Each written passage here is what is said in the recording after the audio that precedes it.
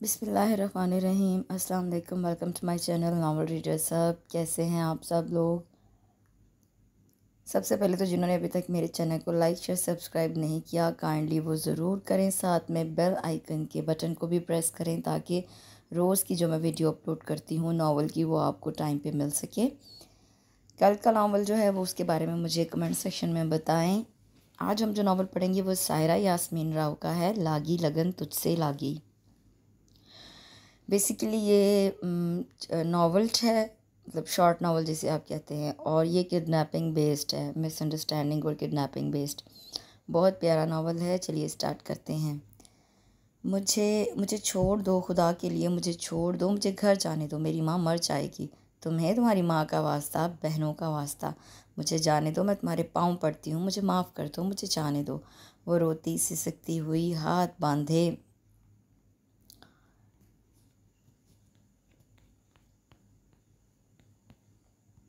उसके कदमों में झुकी बिलक बिलक कर इल्तिजा कर रही थी। तमाम तर धमकियों इल्तिजाओं के बाद जब उसने देखा कि उस जालिम घटिया और नीच इंसान पर उसकी बातों का ज़र्रा भर असर नहीं हुआ, तो उसकी तमाम हिम्मत भुरभुरी मिट्टी की तरह एकदम ढह गई।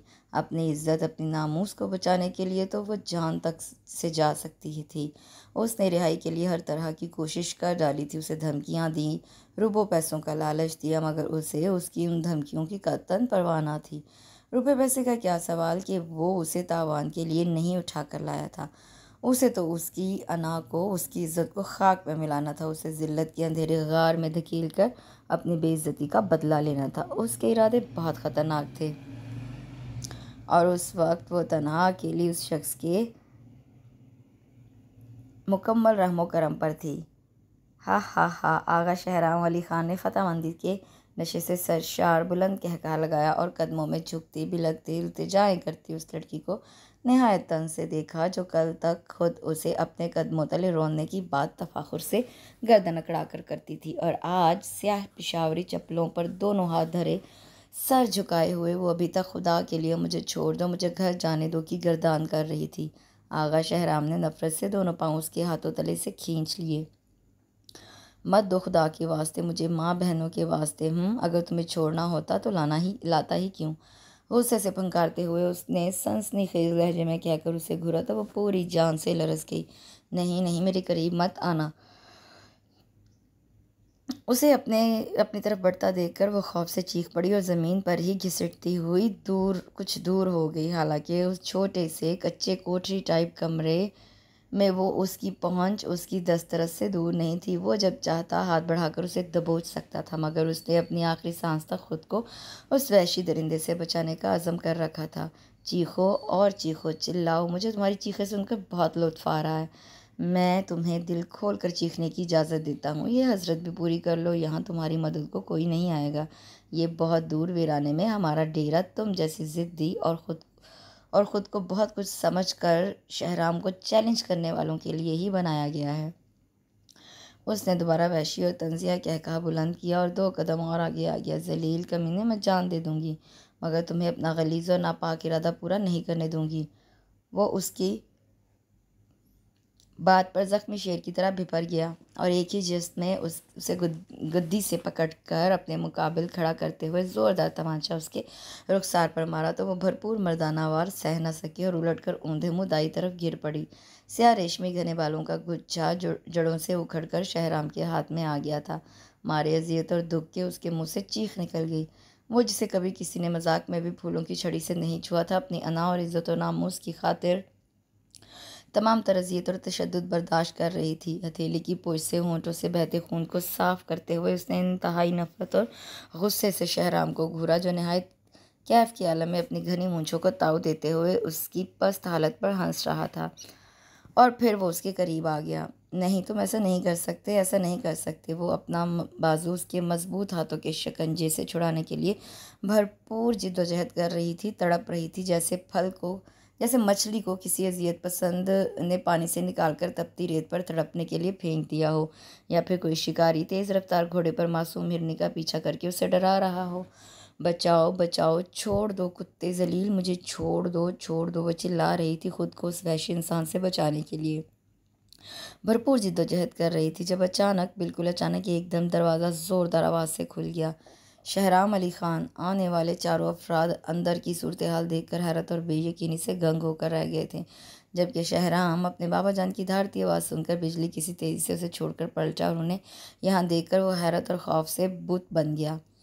इस वक्त यहाँ उस जगह उनकी आमद के बारे में वो सोच भी नहीं सकता था। उसके ख्याल में इस महफूज तरीन जगह पर तमाम इंतजामात के बाद चिड़िया भी पर नहीं मार सकती, मगर शायद उसकी तड़प, उसकी फरियाद खुदाए बुजुर्ग बरतर के पास अर्श तक जा पहुँची थी, जो उसने उन्हें फरिश्ते बनाकर भेज दिया था।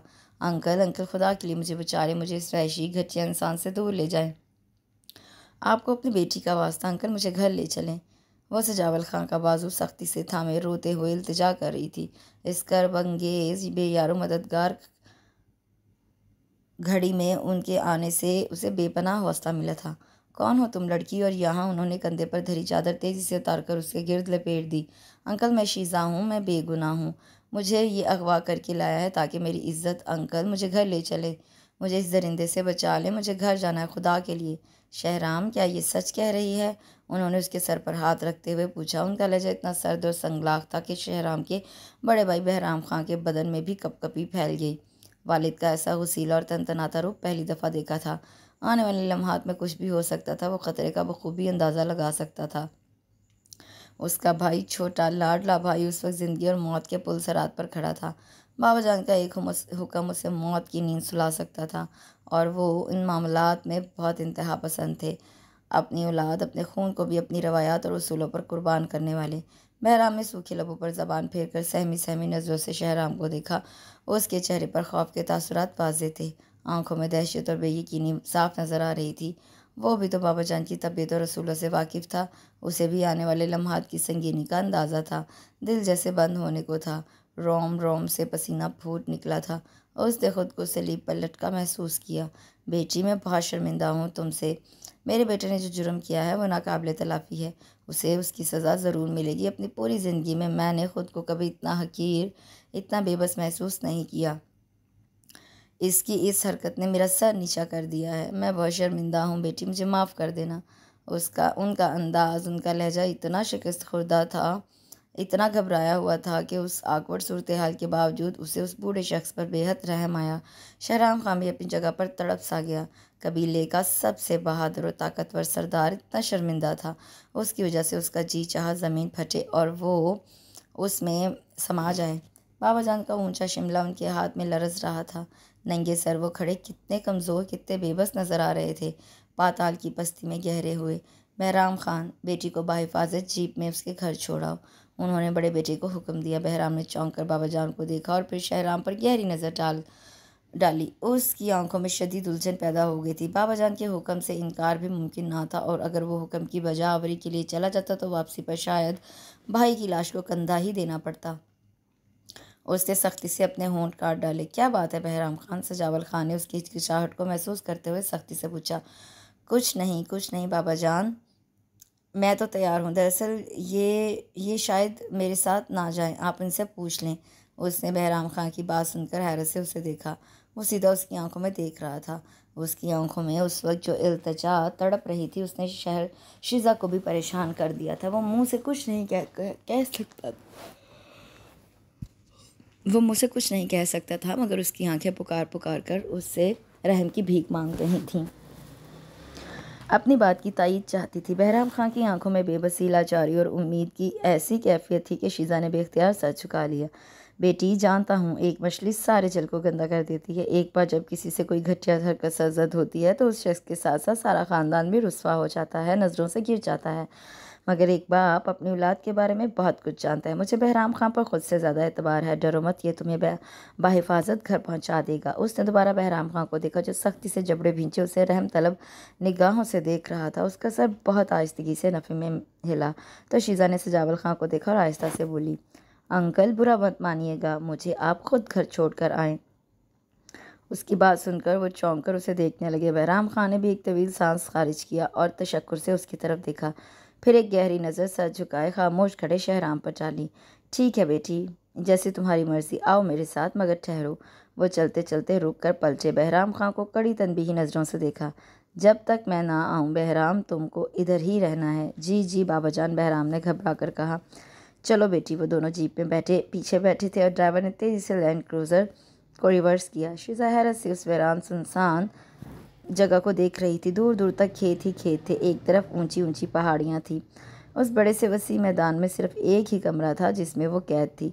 जब उसे यहाँ लाया गया था तो वो क्लोरोफॉर्म के ज़ेरे असर बेहोश हो गई थी। सफ़र कितना लंबा था, कैसा कटा और उसे कौन किस तरह यहाँ लाया, कुछ खबर न थी। मगर अब वापसी के सफ़र में वो इतना वीरान और सुनसान इलाका जो जंगलात से अटा पड़ा था देखकर ही दहशत ज़दा हो गई थी। मेरे खुदा, इतनी दूर, उसने कपकपा कर सोचा और एक नज़र साथ बैठे सजावल खान पर डाली जो शीशी के पार तेज़ी से गुजरते मनाजर पर नजरें जमाए ना जाने क्या सोच रहे थे। चेहरे पर सदियों की थकन और मायूसी रकम थी। आंखें सुर्ख अंगारा वो खला में किसी गैर मरी नुक्ते पर जैसे जमी हुई थी। उसे उस बहादुर शख्स की बेबसी और लाचारी पर बहुत रहम आया। खुदाया, बाज़-औक़ात नालायक औलाद के गलत इक़दाम से वालिदैन को कितना सदमा बर्दाश्त करना पड़ता है। सारी नेक नामी, इज़्ज़त, वक़ार मिट्टी में मिल जाता है। सर बुलंद और ऊंचे शिमले को खाक में मिलाकर औलाद न जाने किस जुर्म का बदला वालिदैन से लेती है। उनके इस बचकाना और जवानी के जोश में उठाए गए घटिया इक़दाम से वालिदैन किस तरह बिखरते और शिकस्त खुर्दा होते हैं, उसका अंदाज़ा उसे साथ बैठे सजावल खां को देखकर बखूबी हो रहा था। ना जाने कितने तूफ़ान, कितनी तोड़ फोड़ उस बहादुर शख्स के अंदर बरपा थी, मगर वो जब से बैठा खुद को संभाल रहा था। दिमाग तो उसका भी बुरी तरह उलझा हुआ था। शहरी आबादी के आसार नज़र आने शुरू हो गए थे। कच्चे पक्के मकानात और सड़कों पर लोगों की चहल पहल इंसानी ज़िंदगी के आसार का पता दे रहे थे।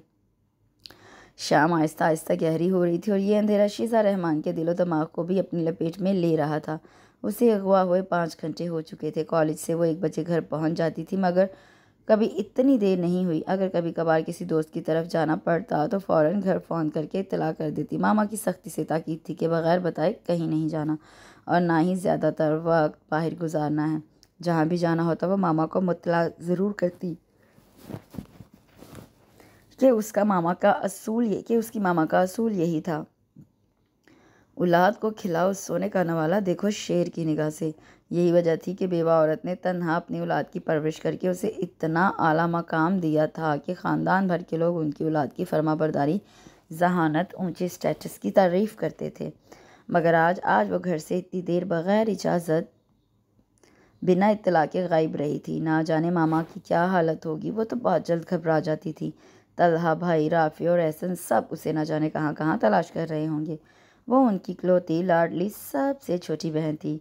सब उसे बेतहाशा प्यार करते थे। उसकी ज़रा सी तकलीफ़ पर तड़प उठते। थोड़ी देर वो नज़र ना आती तो तीनों दीवानों की तरह उसे कोने कोने में तलाश करते हुए ढूंढ निकालते थे। और आज वो सब, बेटी ड्राइवर को घर का पता समझा दो। सजावल खां की आवाज़ ने उसे ख्याल की दुनिया से वापस घसीट लिया। तो वह चौंक कर इर्द गिर्द देखने लगी। वो सोच में इस कदर गुम थी कि रास्ता कटने का पता ही नहीं चला। रात के स्याह तारों भरे आंचल ने सबको ढांप लिया था। ड्राइवर को पता बताकर वो दोबारा से पेश आने वाली सूरत हाल के मुतालिक सोचने लगी। मामा को अगर वो असल बात बता देती शायद वो उसका कॉलेज जाना ही बंद कर देती। वो तो ज़माने और हालात से पहले ही खौफज़दा सी रहती थी। उसके इस तरह अगवा का सुनकर वो बहुत ज़्यादा परेशान हो जाती, मगर वो अपनी इतनी तवील गैर हाज़िरी का क्या बहाना पेश करती, कुछ समझ नहीं आ रहा था। दोनों हाथ इज़्तिरारी कैफियत में मसलते हुए बहुत परेशान और मुस्तरिब सी लग रही थी। सजावल खान उसकी इस हालत को बखूबी समझ रहे थे। बेटी, तुम परेशान और उलझी हुई हो, मुझे बताओ, तुम जो कहोगी मैं वैसा ही करूँगा।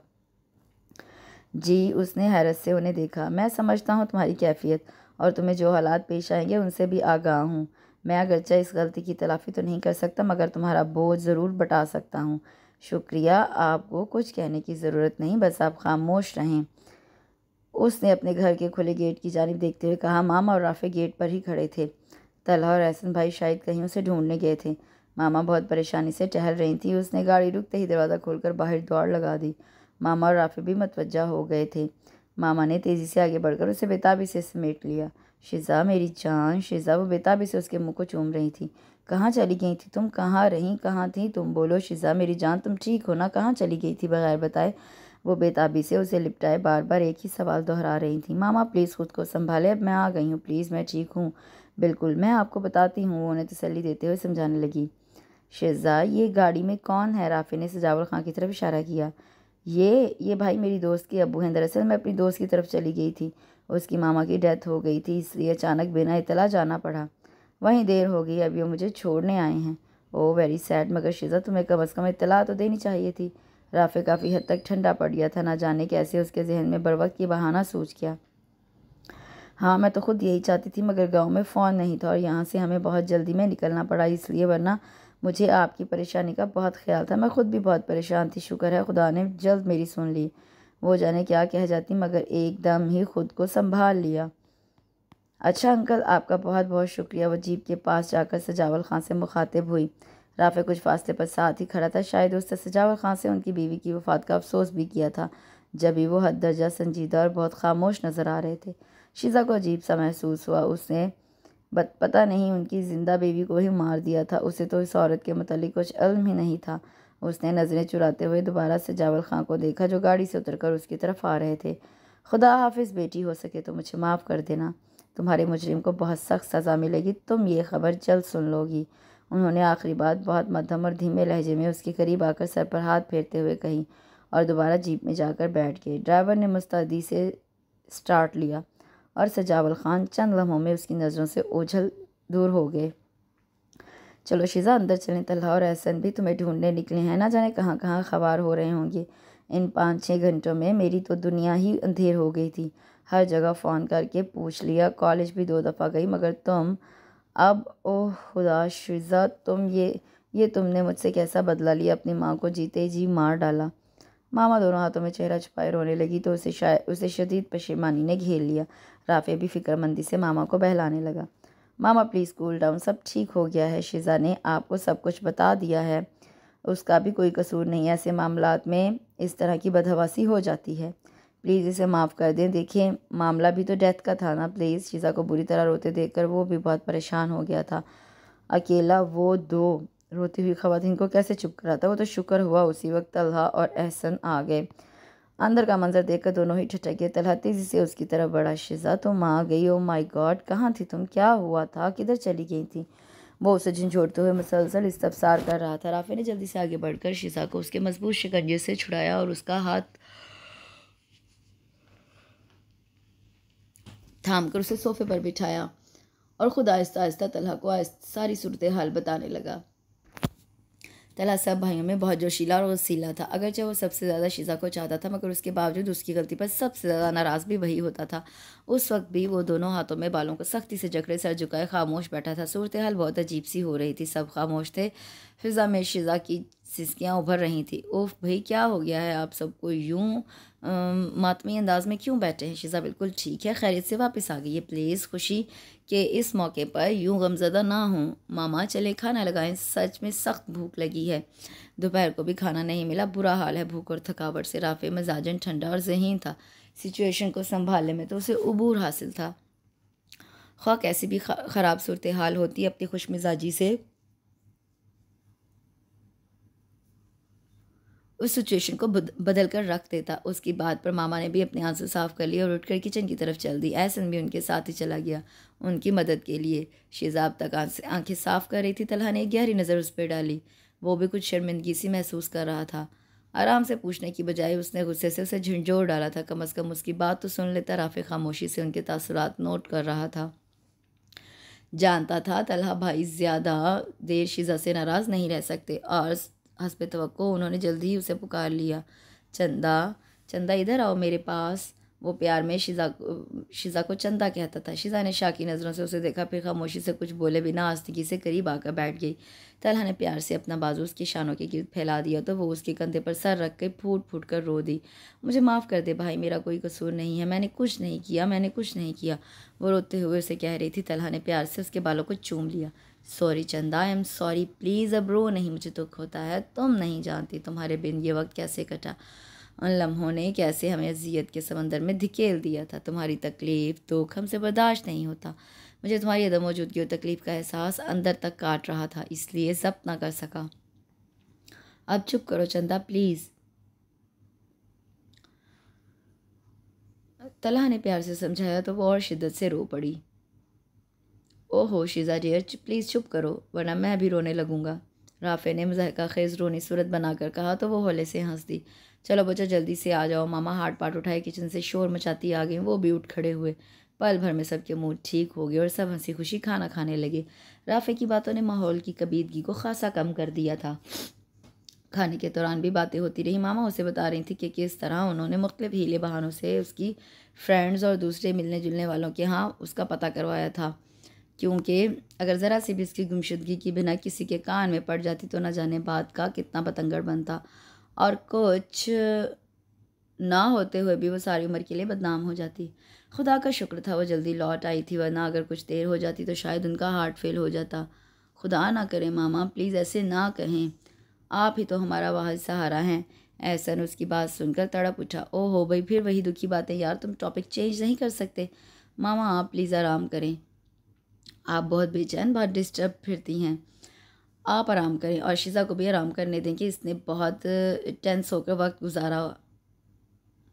गुजारा है। फौतगी वाले घर में तो वैसे भी बहुत दर्दनाक सिचुएशन होती है।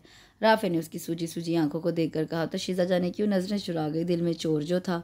हाँ बिल्कुल राफे ठीक कह रहा है, आप सब आराम करें, बहुत थकन महसूस हो रही है। तलहा ने उसकी तायद की तो वो सब टेबल पर ही एक दूसरे को शब बखैर कहकर अपने अपने बेडरूम में घुस गए। मामा बर्तन समेट रही थी, वो भी उनका हाथ बटाने लगी। रात के खाने का इंतज़ाम वो दोनों मिलकर करती थी, क्योंकि नरगिस अपने छोटे बच्चे की वजह से सरे शाम वापस चली जाती थी और उसने मामा से रात को काम ना करने की इजाज़त ले ली थी। अलबत्ता सुबह सवेरे वो आकर रात के बर्तन धो डालती थी। चंदा आप आराम करो, बहुत थकी हुई लग रही हो। मामा ने उसके हाथ से ट्रे ले ली तो वो भी खामोशी से अपने कमरे में आ गई। वाकई उस वक्त से तन्हाई की अशद ज़रूरत महसूस हो रही थी। दोपहर से अब तक हालात ने इस कदर तेज़ी से पलटा खाया था कि सोचने समझने का भी वक्त नहीं मिल सका था। जब शहराम खां ने उसे अगवा किया था तो उसने खुदा से कितना तड़प तड़प कर अपनी ज़िंदगी अपनी इज़्ज़त के लिए दुआएं मांगी थीं। उसने नफल और सदका खैरात के लिए भी बहुत कुछ मान रखा था। घर वालों की तरफ से उसे इतने शदीद रद्द-ए-अमल की ही तवक्को थी, जब भी तो शऊरी कोशिश के बावजूद वो सच ना बोल सकी। बहाना बना दिया। पता नहीं उसने झूठ बोलकर अच्छा किया था या बुरा। बहरहाल अब उस झूठ को निभाना था। अगर सच का इल्म हो जाता तो तल्हा भाई शायद एक लम्हा ज़ाय किए बिना शहराम और उसके ख़ानदान को गोलियों से उड़ा देते और फिर खुद फांसी पे चढ़ जाते। नहीं नहीं, वो बेख्तियार उठकर खड़ी हो गई। दिमाग में धमाके से हो रहे थे, बुरी तरह उलझन का शिकार थी वो। मैंने जो किया बिल्कुल ठीक किया, मुझे कोई नुकसान नहीं पहुंचा, खुदा ने मुझे महफूज रखा। तो फिर मैं क्यों खामखा खून बहाने की बातें करूं। मसलहत के तहत झूठ बोलने की इजाज़त तो मज़हब भी देता है। जहाँ बात इंसानी ज़िंदगी बचाने की हो वहाँ सच बोलकर उसे ज़ाया नहीं करना चाहिए। हाँ मैंने ठीक किया। वो खुद से उलझती हक और मुखालफत में खुद को दलाइल देकर मुतमईन कर रही थी। घर वालों से ज़िंदगी में पहली मरतबा इतना बड़ा झूठ बोला था। दिल अभी तक बेकाबू था, धड़कन बुरी तरह से बेइतदाल हो रही थी। टहल टहल कर पाँव जैसे शल हो गए थे, मगर नींद आंखों से कोसों दूर थी। सूजी सूजी आंखों में जैसे किसी ने कांच कूट कूट कर भर दिया था। शदीद चुभन हो रही थी। आखिर थक कर वो बेड के किनारे बैठ गई, दोनों बाजू घुटनों के गिर्द लपेटे वो आंखें बंद करके सोच के समंदर से वाक़यात के संगरेज़े चुनने लगी। जल्दी चलो पश्मीना, क्या रेंग रेंग कर चल रही हो। उसने नहायत सुस्त बल्कि घिसटने के अंदाज में चलती खालाजाद पश्मीना को घूरा। शुक्र करो रेंग भी रही हूँ, अगर कुछ देर और यूं ही चलते रहे तो बिल्कुल ढह जाऊंगी। हाय जालिम, इतनी दूर पैदल चल चल कर मेरे तो पाँव चलने से इनकारी हो गए हैं। उसने थकन से चूर होकर दुहाई दी। तौबा है, इतना भी 100-200 मील तो नहीं चली हो इसलिए इतनी मोटी हो, गाड़ी से पाँव नीचे नहीं धरती, चला फिरा करो, स्मार्ट हो जाओगी। उसकी नसीहत का उल्टा असर हुआ। पश्मीना के तो पतंगे लग गए। खबरदार, जो एक लफ्ज़ भी मेरी सेहत के मुतालिक निकाला, जल कुकड़ी, खुद तो सूखी सड़ी हो, मुझे ताने दे रही हो। मैं नहीं चल रही, यहाँ बैठी हूँ। गुस्से से वो सड़क के किनारे ही धरना देकर बैठ गई। ओफ, क्या क्या कर रही हो, उठो, सख्त पेंडू लग रही हो, जल्दी से उठ जाओ वरना लोग पैसे फेंकते शुरू कर देंगे। पश्मीना उसे खा जाने वाली नज़रों से देखती हुई फ़ौरन उठ खड़ी हुई। बस थोड़ी दूर और, चंद कदम प्लीज़, जल्दी से चलो। उसे मामा की सहेली के घर पहुंचने की बहुत जल्दी थी। मामा ने अपने कपड़े सिलाई के लिए दे रखे थे। उस साइड ही शीज़ा की दोस्त भी रहती थी, सो उसने मामा से कह दिया था कि वो मेहरा के घर से वापसी पर उनके कपड़े भी लेती आएगी। मेहरा के घर से मामा की सहेली का घर खासे फासले पर था और यहाँ कन्वेंस की भी खासी प्रॉब्लम थी। दूर दूर तक रिक्शा टैक्सी का नाम निशान तक ना था। तलहा भाई गाड़ी सुबह ऑफिस ले जाते थे, इसलिए वो टैक्सी में गई थी। मगर वापसी का सफ़र पैदल तय हो रहा था। पश्मीना अपनी भारी भर जिसामत की वजह से पैदल चलने से बहुत बेजार होती थी, मगर आज शामत अमाल वो शीज़ा के साथ आ गई थी। उसकी बड़बड़ाहट मुसलसल जारी थी। अपने ध्यान में मगन दोनों सड़क के दरमियान चल रही थी जब अचानक ही एक जीप ने साइड से उसे ज़ोरदार टक्कर मारी। वो इस हमले के लिए कतन तैयार ना थी। उसके मुंह से इसलिए मुंह के बल सड़क पर जा गिरी। जीप कुछ आगे जाकर रुक गई थी। पश्मीना पहले चंद लम्हे तो हैरत से सूरत हाल को मुंह खोले देखती रही, फिर उसकी चीख सुनकर एकदम होश की दुनिया में पलटी। आगे बढ़कर उसे सहारा देकर उठाया। उसके माथे से खून बहने लगा था। दोनों कोहनियाँ बुरी तरह छिल गई थी। तकलीफ के मारे उसका चेहरा सुर्ख हो गया, मगर उससे कमाल ज़ब्त से खुद को संभाल लिया। मुड़कर जीप की तरफ देखा। वो उसे टक्कर मारने के बावजूद अभी तक अपनी सीट पर विराजमान निहायत शान से उसे देख रहा था। उसके अंदर उस अंदाज पर शीज़ा के तो आग लग गई। वैसे भी उसे गुस्सा बहुत कम आता था। जब आता था तो सैलाबी रेले की तरह हर चीज़ बहा ले जाता था। ए मिस्टर, नीचे उतरो। वो सारी तकलीफ भुलाकर उसके सर पर खड़ी निहायत गुस्से से उसे हुक्म दे रही थी। वो चंद लम्हे बगौर उसे देखने के बाद दरवाज़ा खोलकर बाहर आ गया।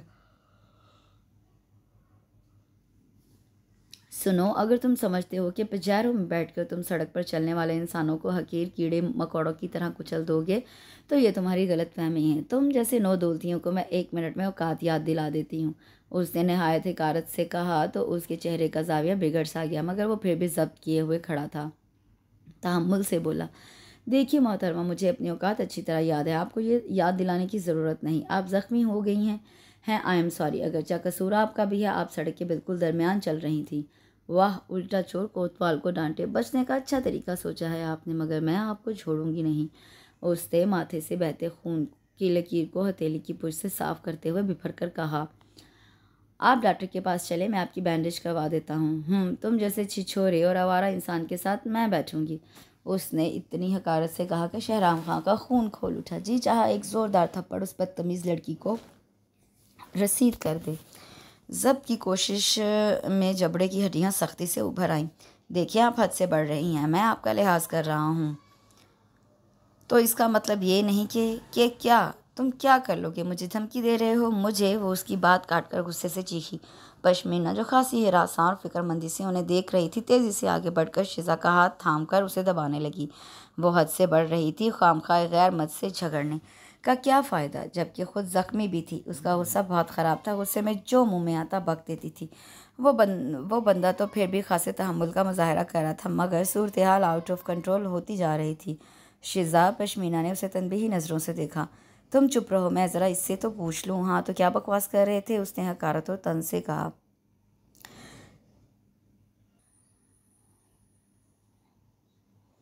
Shut up! एक लफ्ज़ भी अगर मुंह से निकाला, अब तुम मुझसे बुरा कोई ना होगा। बहुत बर्दाश्त कर लिया मैंने। चली जाओ यहाँ से, वरना मैं तुम जैसी मुंहफट बदतमीज़ लड़की को सबक सिखाना अच्छी तरह जानता हूँ। गुस्से और ज़िल्लत के एहसास से उसका सोख सफ़ेद रंग तप कर गंदमी हो गया था। उसकी आवाज़ में शोलों की लपक थी। पश्मीना ने मारे खौफ के उसके दुपट्टे को झटका दिया। शहराम खां की आंखों में खून उतर आया था। वो सरदार सजावल खां का बेटा था, जिसने हुक्म चलाना और जी हजूरी करवाना ही सीखा था। इतनी बदतमीज़ी और बकवास तो किसी शहज़ोर की भी नहीं उसने सुनी थी। वो तो बालिश भर की दुबली पतली सी लड़की थी। चटाक अगले ही लम्हे शीज़ा का हाथ उठा और शहराम खां के गाल पर निशान साबित हो गए। पश्मीना मारे हैरत के मुंह खोले खौफजदा अंदाज में उसे देख रही थी। उसे उसके इस इंतहाई इकदाम की कतन उम्मीद ना थी। फ़ौरन उसे सख्ती से खींचकर दूर ले गई और शहराम खां को तो यूं लगा जैसे किसी ने उसे जलते हुए अलाव में फेंक दिया हो। जिस शख्स के सामने कभी किसी ने सर उठाकर बात ना की हो, उसकी किसी बात को कभी रद्द ना किया हो, उसे ये लड़की थप्पड़ मार बैठी थी। अगर उस वक्त उसके पास पिस्टल होता तो 2 लम्हे ज़ाय किए बिना उसे गोली मार देता।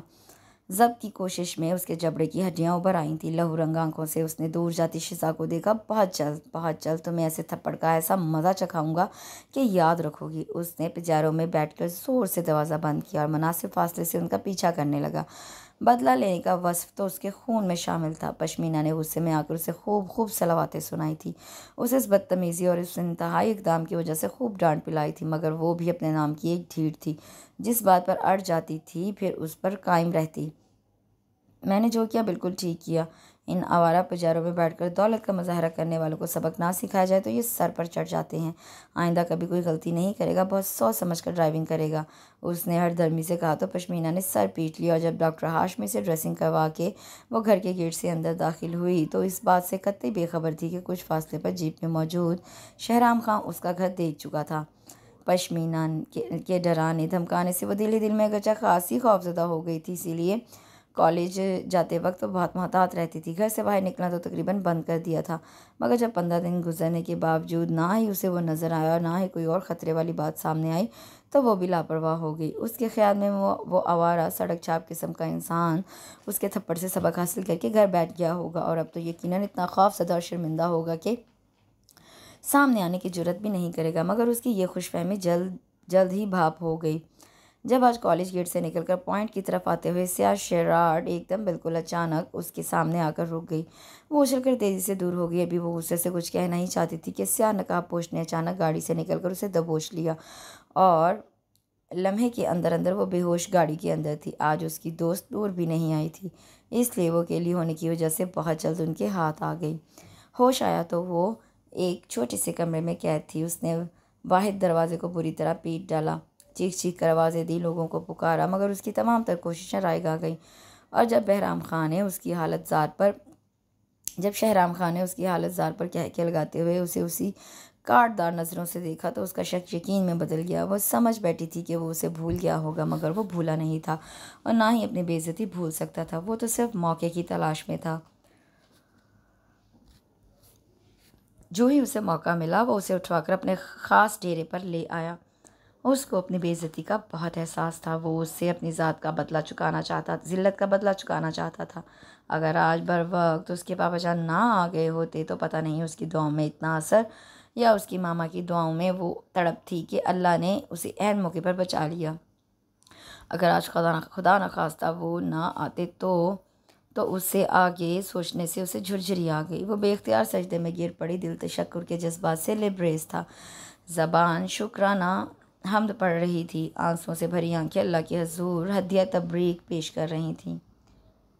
मुझे पहले ही शक था, जो कुछ तुमने उसके साथ किया था जवाब में उसका रद्द-ए-अमल यही कुछ हो सकता था। शुक्र है खुदा का, लाख लाख तुम्हें कोई गज़न नहीं पहुंचा। इसीलिए कहती हूँ कि अपने अंदर सब्र और बर्दाश्त का मादा पैदा करो। लड़कियों को ज़िंदगी में न जाने कैसे कैसे मुश्किल हालात का सामना करना पड़ता है। बेसब्रेपन और बर्दाश्त से बाहर होकर घर नहीं चलते। हमेशा ऐसी सूरत हाल में ख़ुद पर कंट्रोल रखो, सब्र और बर्दाश्त के साथ। पश्मीना बहुत आराम और नरमी से उसे समझा रही थी। वो उसकी गहरी राजदार दोस्त थी। उसे सब कुछ सच बताकर उसने दिल का बोझ हल्का कर लिया था, वरना वो 2 दिन से खुद से लड़ते लड़ते बेहाल हो गई थी। बावजूद लाख ध्यान बटाने और मसरूफियत के उसके जहन में से जों की तरह चिमटी सोचे उतर ही नहीं रही थी। उसे किसी हमदर्द और मुखलिस दोस्त की ज़रूरत थी जिससे तमाम सूरत हाल कहकर वो हल्की फुल्की हो जाती। आज पश्मीना से हाल दिल कहकर उसकी बातें सुनकर उसे खासा इत्मीनान हासिल हुआ था। सारा दिन वो दोनों इकट्ठी रहीं, जी भर के बातें की। शाम को वो वापस चली गई तो वो भी मामा के पास लाउंज में आ गई। चंदा, मैंने ओवन में रोस्ट रखा है, 2 मिनट बाद चेक कर लेना, मैं नमाज़ पढ़ कर आती हूँ। जी मामा, बेहतर। वो टीवी पर लगी मूवी देखने लगी, तभी फ़ोन की बेल गुनगुना उठी। हेलो हेलो हेलो, दूसरी तरफ से मुसलसल खामोशी थी। हेलो, वो झुंझलाकर फ़ोन बंद करने को थी जब ही माउथ पे से हेलो की आवाज़ आई। हेलो, कौन बोल रही हैं? गंभीर भारी आवाज़ उसके लिए अजनबी आवाज़ थी। आप कौन बोल रहे हैं? हैरत से पूछा। मैं बहराम अली ख़ान बोल रहा हूँ। बहराम ख़ान? उसका दिल शिद्दत से सिकुड़ कर फैला।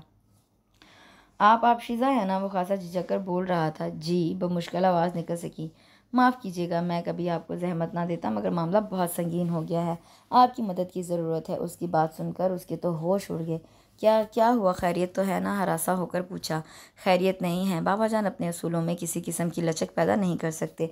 उस दिन आपने मेरी खामोश इल्तिजा मानकर मुझ पर बहुत बड़ा एहसान किया था। बाबा जान आपको छोड़ने गए तो मैंने शहराम को भगा दिया। अगर वो यहाँ रहता तो यकीनन बाबा उसे गोली मार देते। अगरचे उसने बहुत बड़ा जुर्म किया है, मगर वो मेरा भाई भी तो है। मैं कैसे उसे अपनी आंखों के सामने तड़पता देख सकता था? इसी जुर्म में बाबा ने मुझे भी घर से निकाल दिया है और हुक्म दिया है कि मैं शहराम को ले आऊँ, तब वो मुझे माफ़ करेंगे। मैं इस सिलसिले में आपकी क्या मदद कर सकती हूँ? उसने तवील खामोशी के इंतज़ार के बाद रुखाई से कहा। देखिए बहन, आप मेरी बात प्लीज़ ठंडे दिल से सुने। हो सकता है आप मेरी बात सुनकर मुझे मतलबी खुद गलत समझे, मगर इंसानियत के नाते मैं आपसे इल्तिजा करता हूँ कि आप शहराम को बचा लें प्लीज़। मुझसे जहाँ तक हो सका मैं उसकी गलती की तलाफ़ी करने को तैयार हूँ, मगर अभी उसकी ज़िंदगी ख़तरे में है। आप शहज़ाद, चंदा किससे बातें कर रही हो? इतनी देर हो गई है, सारा रोज़ चल गया है। मामा शायद बू सूंघती हुई किचन में जा पहुंची थी और अब उसे सवालिया अंदाज में घूर रही थी। उसने कुछ कहे बिना तेज़ी से फ़ोन फ़ौरन ही बंद कर दिया। वो मामा मेरी दोस्त का था, बातों में टाइम का पता ही नहीं चला, क्या सारा रोज़ जल गया? वो बात का रुख मोड़ने में कामयाब हो गई थी तो मामा दोबारा उसे घूर कर बड़बड़ाती किचन में चल गई थी। उसने सांस रोककर फ़ोन को घूरा। ये बहराम खां क्या कह रहा था? वो शहराम को बचा सकती है, मगर कैसे और क्यों? वो क्यों उस शख्स की ज़िंदगी बचाए जिसने उसे ज़िल्लत और शर्मिंदगी के कुएं में धकेल दिया था, उसकी अना और इज़्ज़त को, वक़ार को तार तार कर दिया था? वो उस शख्स को बचाएगी? हरगिज़ नहीं। उसकी जूती को भी गर्ज नहीं। मरता है तो मरे, बल्कि कुत्ते की मौत मरे। मैं हरगिज़ उसकी हमायत नहीं करूँगी। My foot. उसने हतमी फ़ैसला कर लिया। नो, नेवर नेवर बहराम खां, मैं ऐसा कभी नहीं करूँगी। उसी दिन रात को 10 बजे बहराम खान ने उससे जवाब पूछने के लिए फ़ोन किया तो उसने साफ इनकार कर दिया।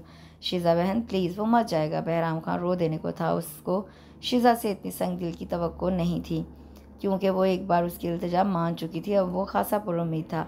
मर जाए मेरी बला से, मुझे उस जलील शख्स के मरने जीने से कोई गर्ज नहीं, और आइंदा आप मुझे फ़ोन नहीं करेंगे, कभी नहीं। उसने तलखी से हतमी बात कहकर फ़ोन बंद कर दिया। ओफ, क्या मुसीबत है? उसने कफन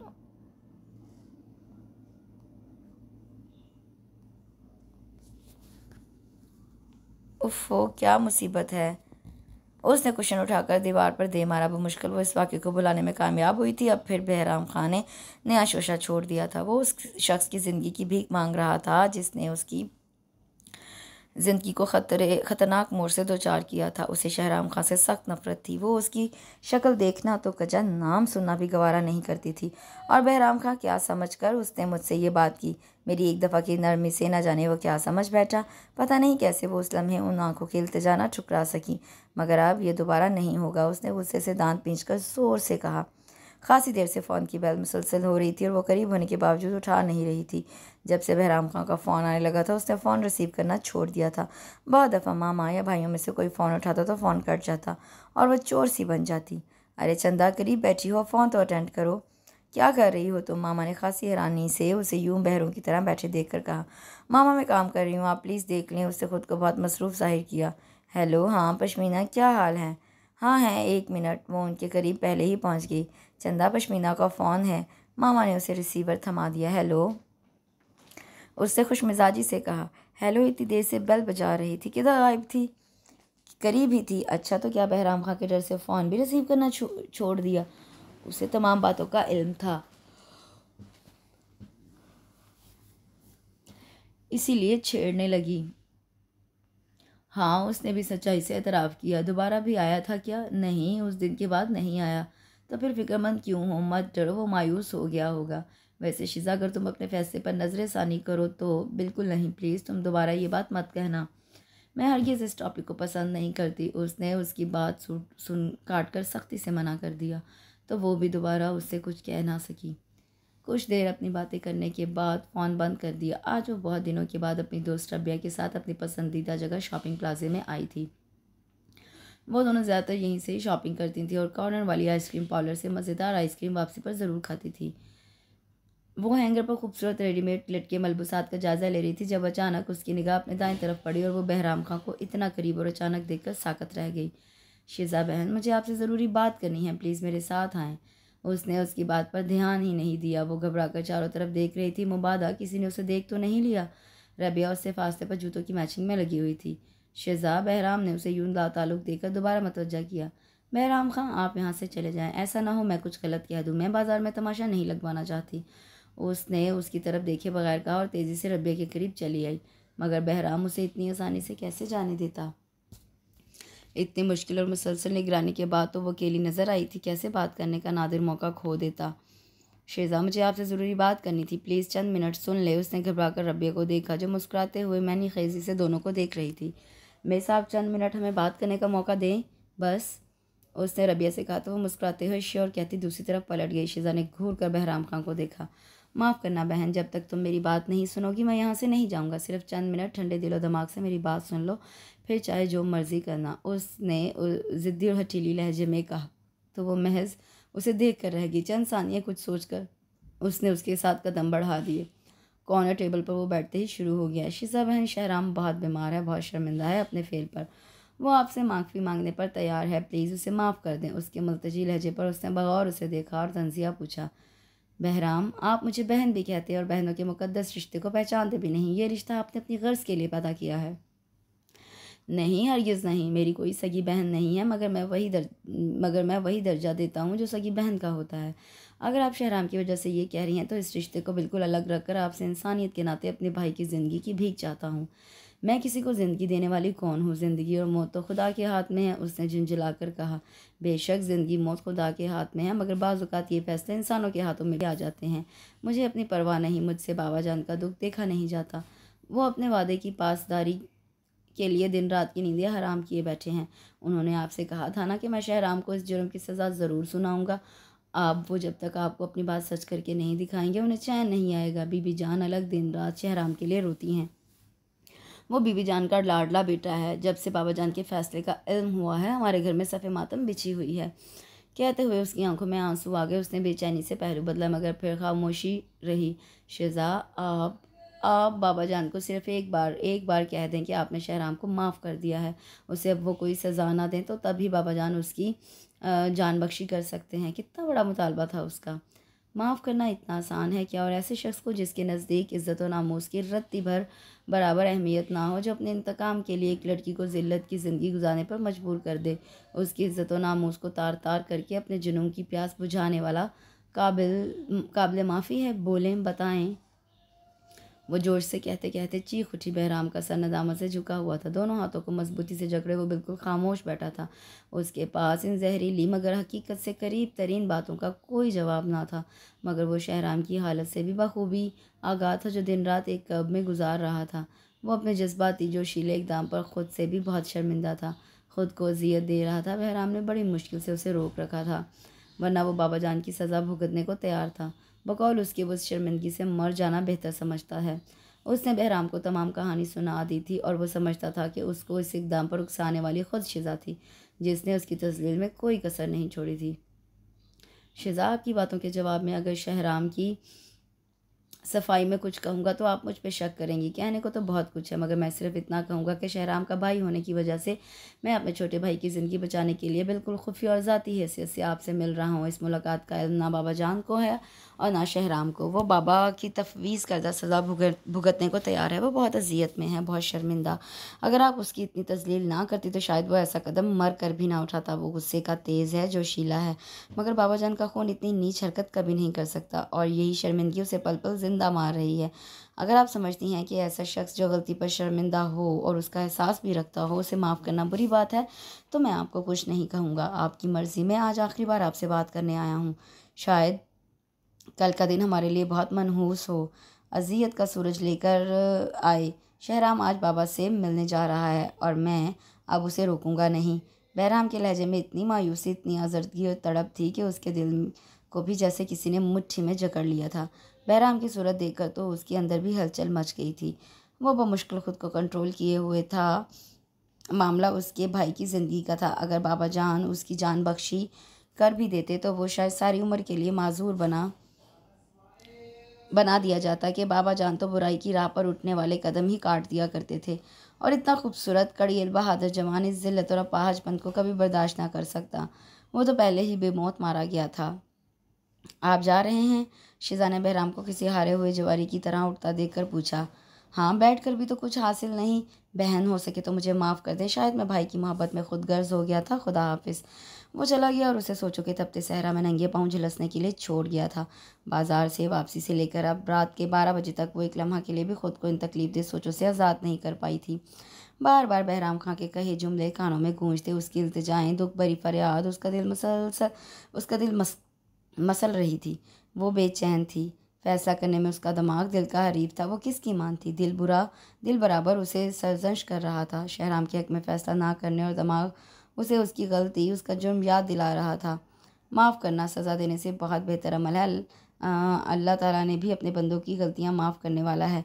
तो फिर तुम इंसान उसे माफ़ कर दो, वो शर्मिंदा, उसे गलती का एहसास है, उसका खून नाहक तुम्हारे सर होगा। मान जाओ शिज़ा, मान जाओ, उसे माफ़ करके पूरे ख़ानदान की खुशियाँ और दवाएं समेट लो। एक माँ को उसका बेटा, भाई को लाडला भाई और बाप को उसका सहारा वापस लौटा दो। उसका दिल मुसलसल तावीलें दे रहा था। उसके अंदर से एक ही सदा आ रही थी, उसे माफ़ कर दो, उसे माफ़ कर दो। ये सदा, ये फरियाद इतनी ताकतवर थी कि उसके कदम बेख्तियार फ़ोन स्टैंड की तरफ उठ गए। बहराम ने उसे अपना नंबर लिखवा दिया था। शायद उसे उम्मीद थी कि वह ज़रूर उनके हक़ में फ़ैसला करेगी, और उसकी ये उम्मीद, ये आस बेजा ना थी। हेलो, उसके नंबर मिलाने पर किसी औरत ने फ़ोन उठाया था। हेलो, वो कुछ रुकी। सजावल खान से बात कराएं। बहराम ने कहा था कि उनके दरमियान होने वाली मुलाकातों का इल्म किसी को नहीं। वो भी इस राज को राज ही रखना चाहती थी। हेलो। कुछ ही देर बाद सजावल खान की भारी आवाज़ एयरपेस से गूंजी। वो चंद लम्हों के लिए गुमसुम सी हुई। क्या कहे, कैसे शुरू करे? हेलो, कौन बोल रहा है? सजावल खान ने इस्तफसार किया। मैं शीज़ा बोल रही हूँ, उसने बमुश्किल आवाज़ निकाली। शीज़ा बेटी, खैरियत? क्या बात है, इस वक्त फ़ोन क्यों किया? उन्होंने हैरत से पूछा। अंकल, मैं वो शहराम खां के सिलसिले में।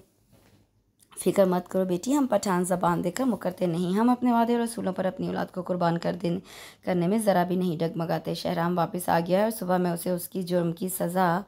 नहीं नहीं अंकल नहीं, वो उनकी बात काटकर चीख पड़ी। अंकल, मैंने शहराम खां को माफ़ किया, आप भी प्लीज़ उसे माफ़ कर दें। कुछ ना कहें, मैंने अपना मामला खुदा के सपुर्द कर दिया है। ये तुम क्या कह रही हो बेटी? तुम पर कोई दबाव है? कोई मिला है तुमसे? उन्होंने हैरत और गुस्से से दरियाफ्त किया। नहीं अंकल, ये मेरा ज़ाती फ़ैसला है। बहुत सोच समझने के बाद मैंने आपको फ़ोन किया है। उम्मीद है आप मेरे फ़ैसले को कबूल करेंगे, उसने उम्मीद से कहा। बहुत देर तक सजावल खां की आवाज़ नहीं आई। पता नहीं वो क्या सोच रहे थे, किस उलझन का शिकार थे। उसने उनके बोलने का इंतज़ार किया। हेलो बेटी। आखिर उसे सजावल खां की रोई सी आवाज़ सुनाई दी। जब्त की कोशिश में भारी लहजा उसे तड़पा गया। जी अंकल, बोलें, उसने मस्तदी से कहा। बेटी, तुम बहुत अजीम हो। तुमने शहराम को माफ़ करके एक बूढ़ी माँ, बूढ़े बाप और एक भाई को बहुत बड़ी खुशी दी है। बहुत बड़ी। तुम सोच भी नहीं सकती हो कि उस गमज़दा घर में तुमने फूलों और खुशबुओं का पैगाम दिया है। खुदा तुम्हें इस नेकी का अजर ज़रूर देगा। बहुत शुक्रिया। खुशी से कपकपाती आवाज़ में उस बूढ़े बाप की दुआ से उसके अंदर ढेरों इत्मीनान उतर आया था। सारी उलझन, हिचकिचाहट और कशमकश ख़त्म हो गई थी।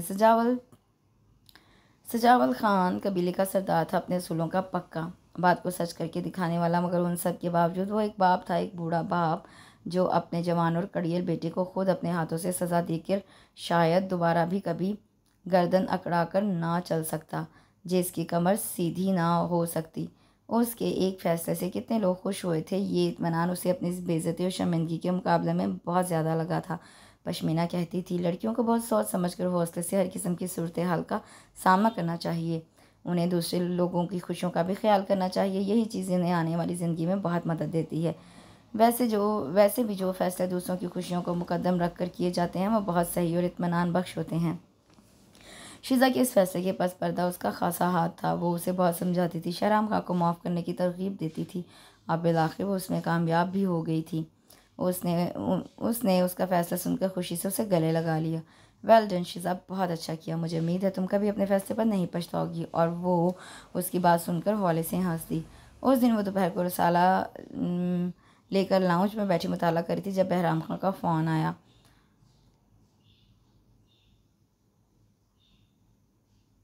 मामा अपने कमरे में थीं, भाई ऑफिस में। उसे तफसील से बात करने का मौका मिल गया। वो उसका शुक्रिया अदा कर रहा था। शीज़ा, मेरी बहन, आपके फ़ैसले ने शहराम को ही नहीं बल्कि मुझे, बाबा जान और बीबी जान को भी नई ज़िंदगी अता की है। मैं आपका यह एहसान कभी नहीं उतार सकता, कभी नहीं। प्लीज़ ऐसा ना कहें। मैंने किसी पर एहसान नहीं किया। जो कुछ भी किया है अपने ज़मीर को मुतमईन करने के लिए किया है, उसने संजीदगी से कहा। शीज़ा, वो शहराम आपसे मिलना चाहता है। क्यों? उसकी पेशानी पे बल पड़ गए। वो आपका शुक्रिया। उसने बहराम की बात काट दी, सख्ती से बोली। हरगिज़ नहीं, जो हो गया सो हो गया। आप या शहराम मुझसे मिलने की कतन कोशिश नहीं करेंगे। मैंने शुक्रिया वसूल करने के लिए ये सब नहीं किया। प्लीज़ आप सब कुछ भूल जाएं। मैं भी इन तमाम बातों को भूलने की कोशिश करूँगी कि ये सब मेरी ज़िंदगी में हुआ ही नहीं था। खुदा हाफिज़। उसने उसकी बात सुने बगैर खुदा हाफिज़ कहकर फ़ोन रख दिया। उसे शहराम के शुक्रिया की कोई ज़रूरत नहीं थी। वो ना ही मिलता तो बेहतर था। बहुत मुश्किल से उसने अपने दिमाग को, अपनी ज़ख्मी अना को संभाला था। उसे देखकर उसके ज़ख्म फिर से ताज़ा हो जाते, उसे ये मंजूर ना था। उसे फ़ैसले बदलने की आदत नहीं थी, ना बदलना चाहती थी। बस जो हो गया सो हो गया। उस दिन आइसक्रीम पाउडर में अपना पसंदीदा फ्लेवर खाते उसने अचानक बिल्कुल अचानक शहराम खां को अपने मुकाबिल खड़े देखा तो साकत सी हो गई। पश्मीना भी हैरत से उसे देख कर रह गई। वो बहुत कमज़ोर और बीमार लग रहा था। शर्मिंदा शर्मिंदा कुछ हिचकिचाता उसे देख रहा था। सॉरी, मैं बगैर इजाज़त ही आपसे मिलने चला आया। मैं आपका। वो शिजा से मुखातिब था जब एकदम ही वो होश में आ गिरती, इससे पश्मीना का हाथ थामकर उसे उठाने लगी। शिजा प्लीज़ चंद मिनट मेरी बात तो सुने, वो बेकरारी से बोला, मगर उसने एक निगाह उठाकर उसकी तरफ देखना भी गवारा ना किया। पश्मीना अभी तक कुर्सी पर विराजमान थी। उसे जमा देखकर उसने उसका हाथ छोड़ दिया। वो सरहद से वहाँ से निकलकर गाड़ी में आ बैठी। वो उसकी बात बिल्कुल भी नहीं सुनना चाहती थी। माफ़ी, तलाफ़ी और फिर दलील और तावील से उसे सख्त चिढ़ थी। ना जाने ये क्यों चला आया, मैंने मना भी किया था, उसे सख्त ताव आया। पश्मीना कमबख्त भी वहीं जम गई थी। ना जाने कौन सी राम कहानी सुना रहा था। वो बहुत देर बाद उसे उसकी शक्ल नज़र आई तो दिल चाहा उसका मुस्कुराता चेहरा मस्क कर दे। अगर उसे गाड़ी ड्राइव करना आती तो वो एक लम्हा ज़ाया किए बिना वहाँ से भाग आती। उसने उससे मुकम्मल नाराज़गी का इजहार किया। पश्मीना ने एक नज़र उसे देखा, फिर लापरवाही से गाड़ी स्टार्ट करने लगी। उसकी लातालुकी पर खून खौल उठा, मगर ज़ब्त किए रही। वो मुसलसल खिड़की से बाहर देख रही थी जब पश्मीना गाड़ी ड्राइव करते हुए खून अँखियों से उसे देख रही थी। तुम अपने घर जाओगी या मेरे साथ चल रही हो? अपने घर, उससे मुख्तसरन तीन तरीन जवाब देकर दोबारा रुख बाहर की सिमत मोड़ लिया। तो पश्मीना धीरे से मुस्कुरा दी। सुनो, मैं रात को तुम्हें फ़ोन करूँगी। घर के करीब गाड़ी रोकते ही उसने उसके उतरने से पहले इन्फॉर्म किया। कोई ज़रूरत नहीं है फ़ोन करने की, मैं उसके मुतालिक एक लफ्ज़ नहीं सुनूंगी, उसने सख्ती से कहकर ज़ोरदार अंदाज में दरवाज़ा बंद किया और भागते हुए गेट पार कर गई। पश्मीना होंठ दांतों में दबाए उसे देखती रह गई, फिर आ भरकर गाड़ी स्टार्ट कर ली। और जब रात को उसने उसे फ़ोन किया तो हस्बे तवक्को उसकी बात सुनते ही भड़क उठी। तुम मेरी कज़न और दोस्त हो, फिर किस नाते किस ताल्लुक से उसके साथ घंटा भर बातें करती रही थी? मैं तुम्हारी इतना इल मैनर्ड नहीं हूँ। बाज़ रिश्ते नातों के अलावा भी किसी की बात सुनी जा सकती है तो सुनती रहो, मुझे कोई शौक़ नहीं सुनने का, उसने गुस्से से कहा। पश्मीना ने अपना लहजा हनूज़ धीमा रखा। देखो शिज़ा, वो अपने फ़ेल पर सख्त शर्मिंदा है और तुम्हारा बहुत एहसानमंद भी है। वो तुमसे मिलना चाहता है अपनी गलती की तलाफ़ी के लिए। मुझे किसी की तलाफ़ी की कोई ज़रूरत नहीं। मैं हरगिज़ भी उसकी शक्ल देखने की रवादार नहीं। तुमने उसे माफ़ भी तो, उसने पश्मीना की बात काटी। मैंने उसे उसकी वजह से माफ़ नहीं किया। वो मेरे कदमों में अपना सर काट कर भी डाल देता तो मैं ना मानती। मैंने सिर्फ एक भाई की मोहब्बत और एक बूढ़े बाप का सहारा समझकर उसे माफ़ किया था और मैं उसके लिए किसी का शुक्रिया कबूल नहीं करूँगी। वो अपने अंदर कोई लचक, कोई नरमी पैदा नहीं करने वाली थी। पश्मीना को उसकी ज़िद्दी तबीयत का इल्म था, मगर वो क्या करती। उसे शहराम खां का मल्तजी लहजा और सूजी सूजी आंखें और फरियाद तड़पा गई थी। वो उसके मुंह से इकरार मोहब्बत सुनकर दंग रह गई थी। वो बता रहा था, मैं उस दिन से, जब उसने मेरी तस्दीक की थी, उसी दिन से उस गसीली धान पानसी बहादुर लड़की को दिल में बसा चुका था। बावजूद उसके कि उसने मेरी तजलील की, मेरी मर्दानगी पर ताज़ियाना लगाया, मैं उसे दिल की तमाम तर शिद्दतों से चाहने लगा था। मेरे अंदर एक अलाव भड़क रहा था। मेरा दिमाग मुझे बदला लेने पर उकसाता और दिल उसे माफ़ी देने की सिफारिश करता। ऐसे ही किसी कमज़ोर लम्हे में मैंने उसे अगवा करवा दिया और डेरे पर ले आया। बाखुदा मेरा मकसद उसकी तजलील या उसकी इज़्ज़त को बर्बाद करना हरगिज़ नहीं था। मैं महज उसे डरा रहा था, मगर उसने वहाँ भी मुझे गालियाँ दी, मुझे बुरा भला कहा और मुझसे शायद बहुत शदीद नफ़रत करती है। और फिर उस वक्त जब मैं उसे वापस छोड़ने की बाबत अमल करने ही वाला था, बाबा जान आए और मैं अपनी सफाई में कुछ कह ही ना सका। मुझ पर इल्ज़ाम था, सज़ा सुनाई गई। मैं वो सज़ा बखुशी भुगतने को तैयार था, मगर बहराम भाई खुफिया तौर पर शिजा से मिलकर उसे माफ़ करने पर उकसाते रहे। मुझे इस बात का इल्म बाद में हुआ, वरना मैं कभी बहराम भाई को अपने लिए उस लड़की से फरियाद करने, माफ़ी मांगने ना देता। अब जबकि वो मुझे माफ़ कर चुकी है तो मैं उससे अपने जुर्म की तलाफ़ी के तौर पर शादी करना चाहता हूँ। पश्मीना को उसकी बात सुनकर हैरत का शदीद झटका लगा, मगर शहराम साहब, वो कभी नहीं मानेगी। जानता हूँ, इसीलिए आज उससे ख़ुद बात करना चाहता था, मगर वो शायद मेरी शक्ल भी देखता गवारा नहीं करती। प्लीज़ आप मेरी बहन हैं, आप मेरे लिए कुछ करें। मेरी अपनी कोई बहन नहीं, वरना शायद उसे अपना वकील मुकर्रर करता। शहराम खान ने इतनी हसरत से कहा कि नम दिल पश्मीना मिनटों में आप दीदा हो गई और मदद करने को तैयार। मुझे आप अपनी बहन की तरह ही समझे। जो कुछ भी हो सका मैं आपके लिए करूँगी, आप फिक्र ना करें। शहराम ने गहरा सांस लिया और हौले से मुस्कुराकर उसे देखा तो उसने भी दोस्ताना मुस्कुराहट से उसे विक्ट्री का निशान बनाकर दिखाया। शहराम ने बहराम को पश्मीना से होने वाली तमाम बात बता दी थी। उसके दिमाग में बस यही बात अटक गई थी कि वो शीज़ा से शादी करके अपने जुर्म की तलाफ़ी कर सकता है। उसे दुनिया की हर खुशी देकर अपना भरपूर और वालेहाना प्यार देकर उसे मना लेना चाहता था, जबकि ये सब बहराम को बहुत मुश्किल लग रहा था। उसने शहराम के कहने पर पश्मीना से मिलने का फ़ैसला कर लिया और अगले हफ्ते ही वो दोनों क्वीन होटल की एक पुरसुकून और निस्बतन सुनसान गोशे में एक दूसरे के सामने बैठे इस मामले को डिस्कस कर रहे थे। शहराम ने मुझे बहन कहा है और मैं बहन के फ़्राइज़ जानती हूँ। मुझसे जो बन पड़ा वो करूँगी, मगर फ़िलहाल अभी फ़ौरी कुछ कहना मेरे लिए बहुत मुश्किल है। उसने अपनी प्रॉब्लम बताई। पश्मीना, मुझे यकीन है अगर शहराम एक बार शिज़ा से मिल ले तो वो यकीनन उसकी हालत देखकर उसकी मोहब्बत के जुनून के आगे हार जाएगी, मगर वो मिलती ही नहीं। प्लीज़ आप उसे किसी तरह शहराम से बात करने पर राज़ी कर लें। उसने गहरे पुरसोच अंदाज में कहा। ठीक है शहराम साहब, ठीक है बहराम साहब, आप कल दोपहर के बाद शहराम से कहें कि फ़ोन कर ले। फ़िलहाल अभी उनका मिलना बेहतर नहीं। मैं शीज़ा को बात करने पर आमादा करूँगी। बहुत शुक्रिया पश्मीना, आपसे मिलकर मुझे बहुत हौसला हुआ है, बहुत उम्मीद बन गई है।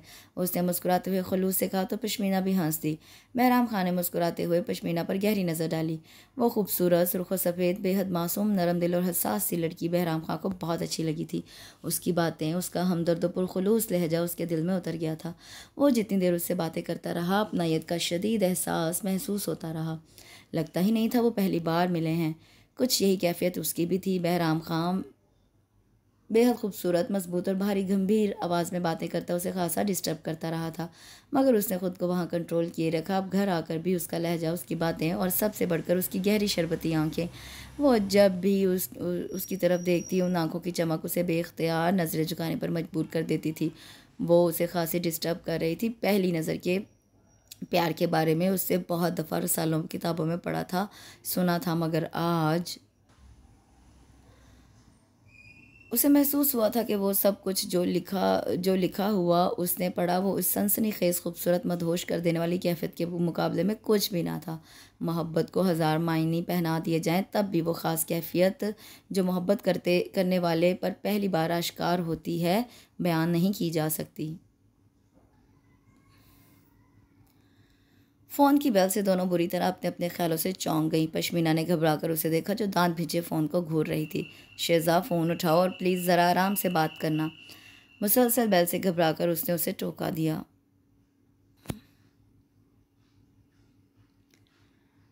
उसने गुस्से से उसे घूरा और फ़ोन उठा लिया। हेलो, वो बिल्कुल नॉर्मल थी। हेलो शीज़ा, मैं शहराम खां बोल रहा हूँ। जी फरमाइए।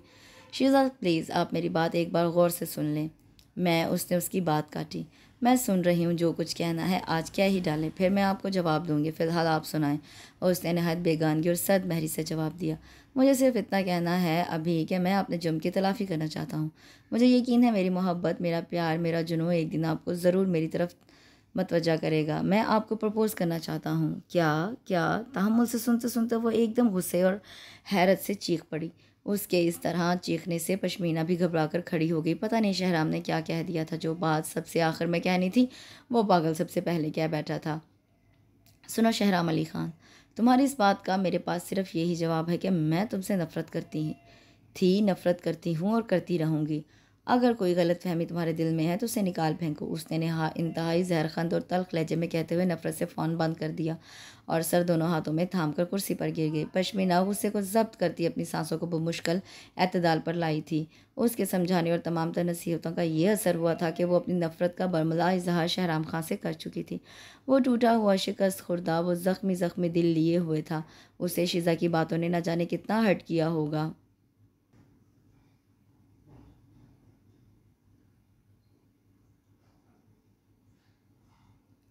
वो बहुत उम्मीद और आस के साथ फ़ोन कर रहा था, मगर अब शीज़ा की नफ़रत और हकारत वो शायद सह न सके और उसे कुछ हो जाएगा।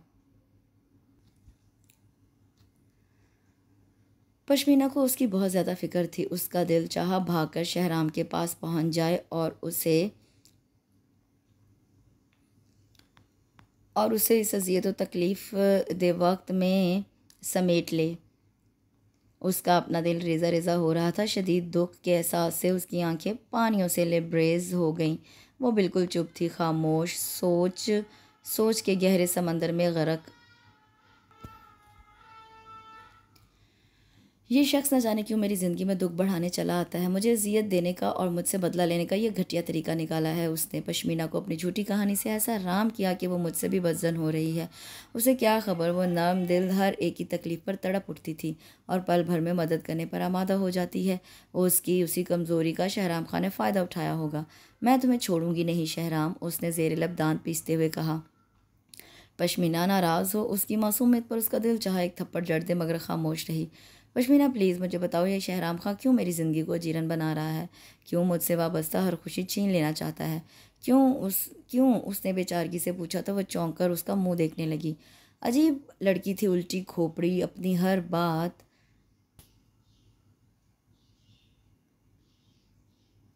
बात हर शिकस्त का जिम्मेदार उसे ठहरा रही थी। अब उसकी नाराज़गी का भी उसे ही जिम्मेदार करार दिया था।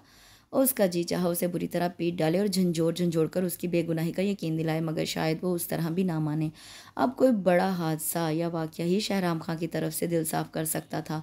सुनो शिज़ा, अपनी हर बात, हर दुख और गम को उसकी ज़ात से मंसूब ना करो।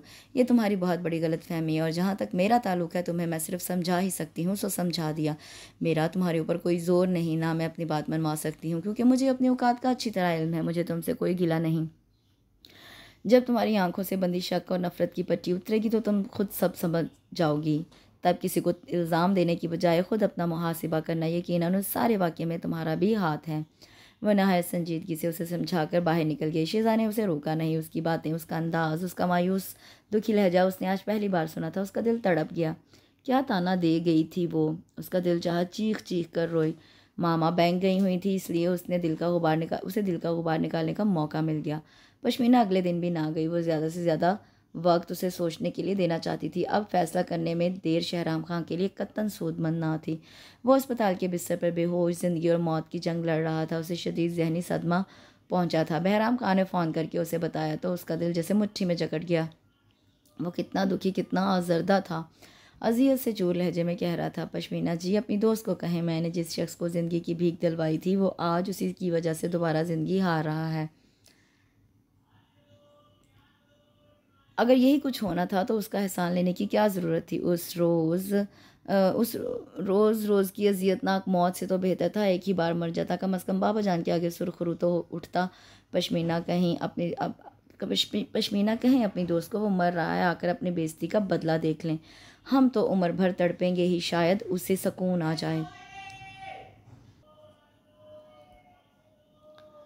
आंसू में भीगी बहराम खां की आवाज़ उसे रुला गई। शिद्दत ज़ब्त से वो एक लफ्ज़ भी ना बोल सकी। आंसू तवातर से गालों पर बह रहे थे। फ़ोन बंद हो चुका था, मगर वो रिसीवर था में मुसलसल उसे देखे जा रही थी, गायब दिमागी से। और उसी वक्त उसने एक अहम फ़ैसला कर लिया। ये तुम क्या कह रही हो पश्मीना? उसकी बातों ने शिजा को हिला कर रख दिया था। उससे शहराम खां की हालत का ऐसा नक्शा खींचा था कि बावजूद लाख मुखालफत के उसका दिल जैसे किसी ने मुट्ठी में जकड़ लिया था। बहराम खां के अल्फाज तो गोया पिघला हुआ शीशा थे। उसे यूं लगा जैसे किसी ने उसके मुंह पर तमाचा दे मारा हो। पश्मीना ने भी एक एक लफ्ज़ उसे बता दिया और उससे शहराम की ज़िंदगी की भीख मांगते हुए रो पड़ी थी। शिजा, तुम्हारी उस नेकी का क्या फ़ायदा? तुमने उस शख्स को इसलिए माफ़ किया था कि उसे और अजियतनाक मौत मार सको। वो इस वक्त मर जाता तो बहुत पुरसकून रहता, मगर अब उसकी मौत की जिम्मेदार तुम होगी। वो तुम्हारी वजह से, तुम्हारी नफरत और हकारत की वजह से ज़िंदगी से मुंह मोड़ रहा है। उसे एक बार, सिर्फ एक बार माफ़ कर दो। अपनी मोहब्बत का यकीन दिला दो ताकि वो सुकून से मर तो सके। क्या तुम किसी मरते हुए शख्स की आखिरी ख्वाहिश भी पूरी नहीं करोगी? बस करो पश्मीना, खुदा के लिए बस करो, चुप हो जाओ। वो दोनों हाथ कानों पर रखकर चीख उठी। इतनी बेरहम और सफाक नहीं थी कि पश्मीना के दिल चीर देने वाली बातों का असर ना होता। उसे लगा जैसे उसका दिल बंद हो जाएगा। उसने कपकपाते हाथों से फ़ोन रख दिया। उसमें मज़ीद एक लफ्ज़ भी सुनने की सकत ना थी। रात का 1 बज रहा था और नींद आंखों से कोसों दूर थी। लगता था जैसे आंखें पत्थरा गई हैं। वो मुसलसल सोच रही थी, दिमाग थक कर चूर हो गया था। आसाब रेज़ा रेज़ा हो रहे थे। पश्मीना की इल्तिजाएं, बहराम खां का रुला देने वाला लहजा, बाबा जान की आवाज़, बीबी जान की मन्नत, समाजत, सब कुछ उसे पश्मीना की ज़बानी मालूम हो गया था। फिर वो कैसे चैन से बैठ सकती थी? आज की रात बहुत अजियतनाक थी। डॉक्टर ने कहा था अगर कल सुबह तक शहराम को होश ना आया तो शायद वो कभी भी होश में ना आ सके। उसे शदीद नर्वस ब्रेकडाउन हुआ था और उसके पास फ़ैसला करने के लिए बस चंद घंटे थे। मुस्बत फ़ैसला करके वो एक इंसानी जान बचा सकती थी, उससे वाबस्ता बहुत से लोगों को खुशियाँ दे सकती थी, और मनफी फ़ैसला करके वो ख़ुद को सारी उम्र अजियत में मुब्तला रखती। ये एहसास ही जानलेवा होता कि उसकी वजह से एक जवान जीता जागता इंसान मौत की अंधी वादियों में उतर गया।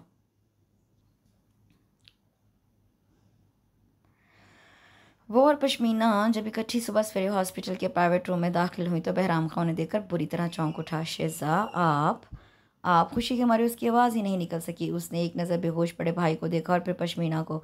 वो उसका इशारा समझ गई थी। शेजा, बहराम रात भर बेआराम रहे हैं, मैं उन्हें कैंटीन ले जा रही हूँ, तुम शहराम के पास बैठो। जाते जाते उसके पास रुककर हौले से शरारती अंदाज में कहा, wish you best of luck, कहकर बाहर निकल गई। उसने मुस्कुराकर उसे जाते देखा और फिर शहराम के बेड के नज़दीक चली आई। उसे देखकर उसका दिल उछलकर हलक में आ गया। मारे दुख और अजियत की आंखें डबडबा गईं। पश्मीना सच कहती थी। वो झूठ समझती रही। उसके सामने वो शहराम खान नहीं लेटा हुआ था जिसकी खूबसूरती और वजाहत का एतराफ़ उसने बावजूद शदीद नफरत के किया था। मर्दाना वजाहत का नमूना, मजबूत कड़ियल जवान, उस वक्त बेहद कमज़ोर, सदियों का बीमार लग रहा था। सुर्ख और सफ़ेद रंगत पर जैसे किसी ने पीला रंग कर दिया था। आंखों के गिर्द हल्के थे। वो बेसुध पड़ा था। पता नहीं होश भी था या नहीं। उसका दिल तड़प उठा। बेख्तियार उसका हाथ अपने गर्म हाथों में दबाकर उसके नज़दीक बैठ गई। शहराम, शहराम, आंखें खोलो प्लीज़, देखो मैं मेरी तरफ। शहराम, प्लीज़ देखो ना। शिज़ा, तुम्हारी शिज़ा आई है, प्लीज़ आंखें खोलो। उसकी आवाज़ सिसकियों में दब गई। आंसू तवातर से शहराम के हाथ पर गिर रहे थे। शहराम, उठो, देखो ना, मैं तुम्हें ऐसे नहीं देख सकती। उठो शहराम, शहराम। वो रोते हुए मुसलसल उसे पुकार रही थी और ये उसकी सच्ची पुकार और दिल की सदा ही थी जिसने शहराम खां के डूबते दिल की धड़कन को दोबारा ज़िंदगी की तरफ आवाज़ दे डाली। उसे यूं लगा जैसे कोई उसको बहुत नज़दीक से पुकार रहा है। उसने आहिस्ता आहिस्ता अपनी आंखें खोलीं तो दुश्मन जहाँ को इतने करीब देखकर लहू की गर्दिश एकदम ही तेज़ हो गई। उसके हवास जाग गए थे। वो मध्यम आवाज़ अब बिल्कुल वाज़ेह थी। आंखें खोली। वो एकटुक उसके झुके सर को देख रहा था। वो शायद रो रही थी। उसे अपना हाथ गीला महसूस हुआ। शिज़ा, उसे मज़ीद ज़ब्त ना हो सका। आहिस्ता से पुकारा तो रोते हुए शिज़ा एकदम सर उठाकर उसे देखने लगी। वो अपनी तमाम तरवार आफ्तगियों और वालेहानापन से उसे देख रहा था। शहराम, आप होश में आ गए? मारे खुशी के वो उल्टा सीधा बोल गई। वो होले से हंस दिया। मेरी ज़िंदगी मुझे पुकार रही हो तो मैं मौत की वादी से भी लौट सकता हूँ, उसने इतने प्यार से कहा कि वो शर्मा कर नज़रें झुका गई।